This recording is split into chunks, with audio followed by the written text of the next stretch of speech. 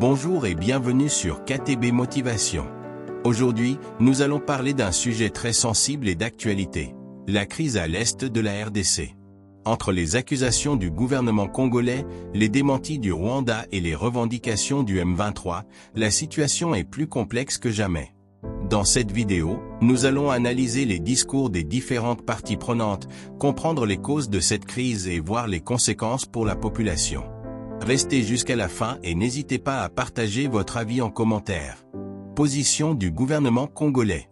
Le gouvernement de la RDC accuse le M23 d'être responsable de graves exactions contre les civils. L'un des épisodes les plus marquants est le massacre de Kishish, où plus de 300 personnes auraient perdu la vie selon Kinshasa. Le président Félix Tshisekedi et son gouvernement pointent du doigt le Rwanda, qu'ils accusent de soutenir activement le M23. Ils demandent une enquête internationale et appellent la communauté internationale à sanctionner Kigali. Extrait d'un discours officiel. Nous ne céderons aucun pouce de notre territoire. La RDC restera unie et souveraine face à ces attaques inacceptables. Position du gouvernement rwandais. Du côté du Rwanda, les autorités démentent toute implication dans le soutien au M23 et accusent Kinshasa de collaborer avec les FDLR, Forces démocratiques de libération du Rwanda. Ces dernières sont composées en partie d'ex-militaires impliqués dans le génocide de 1994 au Rwanda. Le président Paul Kagame et son gouvernement accusent également la RDC de discrimination contre les Congolais rwandophones, une situation qu'ils jugent dangereuse pour la région. Extrait d'un discours officiel. Le Rwanda ne cherche pas la guerre, mais nous ne pouvons ignorer les actes de génocide et les persécutions contre les Tutsis congolais. Position du M23. Le mouvement du 23 mars, M23, dirigé par Bertrand Bisimwa, rejette les accusations de massacre.